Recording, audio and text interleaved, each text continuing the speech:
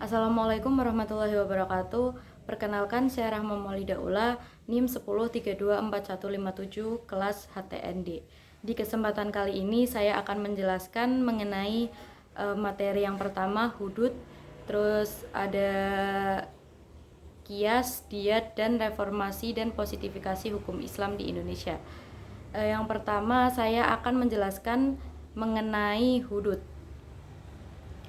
Jadi hudud itu dalam hukum Islam itu adalah hukuman-hukuman yang telah ditetapkan secara pasti oleh Allah Subhanahu wa taala untuk pelanggaran-pelanggaran tertentu yang dianggap berat dengan tujuan menjaga ketertiban, keadilan, dan moralitas masyarakat. Kalau secara etimologi itu hudud berarti batas atau pembatas. Dengan secara istilah syar'i, hudud adalah hukuman yang kadarinya telah ditentukan dalam syariat dan tidak boleh diubah oleh manusia. Dalam beberapa literatur hukum Islam itu istilah hudud ada hudud 1 dan hudud 2. Jadi digunakan untuk mengelompokkan hudud berdasarkan dominasi hak yang dilindungi. Yang pertama itu ada hudud 1, hudud yang termasuk hak Allah. Jadi hudud 1 itu adalah jenis hudud yang sanksinya dianggap sebagai hak Allah Subhanahu wa taala sepenuhnya. Artinya pelaksanaannya dan penegakannya hukumannya itu lebih menekankan pada kepentingan umum dan bukan hak individu tertentu. Jadi contoh pelanggaran yang termasuk dalam hudud 1 itu ada zina, yaitu hubungan seksual di luar pernikahan yang sah dengan hukuman rajam atau dicambuk tergantung status pelaku. Terus ada qatsaf, yaitu menuduh seorang berzina tanpa bukti yang sah dengan hukuman cambuk. Terus yang ketiga ada pencurian, yaitu mencuri harta orang lain dengan hukuman potong tangan. Terus ada minum khamar, yaitu mengonsumsi minuman memabukkan dengan hukuman cambuk. Terus ada perampokan atau pengacauan keamanan dengan hukuman berat seperti hukum mati, salib, atau pengasingan. Terus ada murtad, yaitu keluar dari agama Islam dengan hukuman mati menurut sebagian ulama. Jadi hudud 1 ini bersifat tetap teman-teman, tidak bisa diubah dan dikurangi atau ditambah oleh manusia karena merupakan hak Allah yang bertujuan menjaga kemaslahatan umum. Terus yang kedua itu ada hudud 2, yaitu hudud yang termasuk hak manusia. Jadi hudud 2 adalah jenis hudud yang sanksinya itu lebih menonjolkan aspek perlindungan terhadap hak individu atau hak manusia. Jadi hukuman dalam kategori ini tuh biasanya terkait dengan pelanggaran yang secara langsung merugikan individu tertentu. Contohnya itu ada kisos, yaitu pembalasan setimpal dalam kasus pembunuhan atau penganiayaan berat. Terus ada diat, yaitu benda atau ganti rugi atas luka atau kematian yang tidak disengaja. Tapi dalam beberapa sumber kisos dan diat itu sering dipisahkan dari hudud dan digolongkan hukum jinayat tersendiri karena sifatnya itu lebih fleksibel dan dapat dimaafkan oleh korban atau ahli warisnya. Jadi kedua jenis hudud ini tuh menunjukkan keseimbangan dalam hukum Islam antara perlindungan hak Allah dan hak individu serta menegaskan pentingnya keadilan dan pencegahan kejahatan dalam kehidupan bermasyarakat. Terus selanjutnya ada kias. Jadi kias itu secara rifah itu berarti pembalasan yang setimpal atau setara. Dalam syariat Islam itu kias adalah hubungan yang diberikan kepada pelaku tindak pidana yang menyebabkan kematian atau luka fisik, di mana hukumannya itu sepadan dengan kejahatan yang dilakukan. Jadi ini tuh konsep mata ganti mata, gigi ganti gigi. Namun dengan pengecualiannya itu penting dalam pilihannya itu untuk dimaafkan atau diganti dengan diat. Terus ada prinsip kias itu kesetaraan, jadi hukuman harus setimpal dengan kerugian yang ditimbulkan. Untuk hak korban atau wali, untuk menuntut kias sepenuhnya berada di tangan korban. Jika masih hidup atau ahli waris itu meninggal, mereka memiliki hak untuk melaksanakan kias, terus untuk memaafkan pelaku tanpa ganti rugi dan memaafkan pelaku dengan syarat pembayaran diat. Terus jenis-jenis kias itu ada kias dalam pembunuhan. Pembunuhan itu disengaja, hukumannya itu hukuman mati bagi pelaku.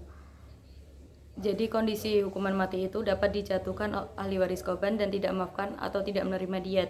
Jika ahli waris itu memaafkan, hukuman qisas gugur dan pelaku dapat membayar diat atau didapatkan sepenuhnya. Jadi qisas dalam penganiayaan atau pelukan itu definisinya tindak penganiayaan yang mengakibatkan luka atau hilangnya fungsi anggota tubuh. Terus hukumannya itu melukai pelaku sepadan dengan luka yang ditimbulkan. Misalnya memotong tangan jika pelaku memotong tangan korban, mencungkil mata jika pelaku mencungkil mata korban. Jadi dengan syarat kesetaraan yang ketat dan tidak membahayakan nyawa pelaku. Kondisi seperti kias dalam pembunuhan, korban atau walinya itu memiliki hak untuk menuntut kias, maafkan tanpa ganti rugi atau maafkan dengan syarat pembayaran diet. Terus hikmahnya itu keadilan, memberikan keadilan bagi korban dan keluarganya, mencegah kejahatan serupa di masa depan. Dalam ayat Al-Quran surat Al-Baqarah 179 menyatakan dalam kisahnya itu ada jaminan kelangsungan hidup bagimu, hai orang-orang yang beriman, supaya kaum bertakwa, menunjukkan bahwa kisah itu meskipun tambah keras sebenarnya bertujuan untuk menjaga kehidupan dan ketertiban masyarakat dengan cara mencegah pembunuhan berantai. Terus membatasi denda dan resmi untuk penyelesaian konflik sehingga tidak terjadi balas dendam pribadi secara dengan tidak terkontrol. Terus selanjutnya itu ada diat. Diat itu berarti uang darah atau kompensasi finansial yang dibayarkan kepada korban atau ahli warisnya sebagai ganti rugi atas tindakan pidana yang menyebabkan kematian, luka fisik atau hilangnya fungsi anggota tubuh, terutama ketika kisos tidak dapat diterapkan atau dimanfaatkan. Tujuannya diat itu pertama ada ganti rugi, memberikan kompensasi kepada korban atau keluarganya atas kerugian yang diderita. Terus penggantinya itu mengganti kias itu menjadi alternatif bagi kisas, terutama jika korban atau walinya memilih untuk tidak menuntut kisas atau dalam kasus pembunuhan tidak disengaja. Terus jenis-jenis diat itu ada diat mughaladah, yaitu diat yang berat. Jadi dikenakan untuk pembunuhan disengaja yang dimaafkan oleh ahli waris korban dengan syarat pembayaran diat. Terus ada pembunuhan menyerupai disengaja, yaitu perbuatan yang disengaja namun tidak dimaksudkan untuk membunuh, tetapi menyebabkan kematian. Terus umumnya itu besarannya itu setara dengan 100 ekor unta dengan komposisi tertentu, misalnya kayak 30 unta uqoh dan 30 unta jaz'a, 40 unta khalifah. Jika diukur dengan mata uang itu nilainya disesuaikan dengan nilai uang unta pada masa kini. Terus yang kedua ada diat muhaffafah, yaitu diat yang ringan. Jadi dikenakan untuk pembunuhan tidak disengaja, besarannya umumnya itu setara dengan 100 ekor unta dengan komposisi yang berbeda, misalnya 20 unta Pintu Makhad dan 20 unta Ibnu Makhad, 20 unta Bintul Lakun dan 20 unta Qiko dan 20 unta Jaz'ah. Pembayaran diat ini tuh biasanya dapat dicicil selama 3 tahun. Terus perhitungannya itu nilai diat secara tradisional itu diat diukur dalam unta dinar atau dirham perak, nilai 1000 dinar emas atau 12.000 dirham perak sering disebutkan sebagai nilai diat penuh. Di negara modern nilai ini tuh konversi ke mata uang lokal berdasarkan nilai pasar saat ini. Terus ada pembayaran diat itu dibayarkan oleh pelaku kejahatan dalam kasus pembunuhan tidak disengaja. Diat bisa dibayarkan oleh keluarga pelaku sebagai bentuk tanggung jawab kolektif. Terus diat itu didistribusikan kepada ahli waris korban sesuai dengan hukuman waris Islam. Ada contoh kasus diat di Indonesia. Jadi kasus TKI atau TKW itu terancam hukuman mati di negara-negara yang menerapkan hukum syariah seperti Arab Saudi itu seringkali dapat diselamatkan jika keluarga korban bersedia menerima pembayaran diat. Pemerintah Indonesia seringkali terlibat dalam upaya pengumpulan diat untuk membebaskan warganya. Terus untuk materi selanjutnya itu ada reformasi hukum Islam di Indonesia. Jadi reformasi hukum Islam di Indonesia itu adalah proses panjang yang berkelanjutan yang melibatkan upaya penyesuaian, pengembangan, dan integrasi prinsip-prinsip hukum Islam ke dalam hukum Islam nasional Indonesia. Jadi Indonesia itu sebagai negara dengan mayoritas muslim terbesar di dunia memiliki dinamika yang unik dalam menekan syariat Islam dengan Pancasila dan sistem hukum yang berbasis civil law.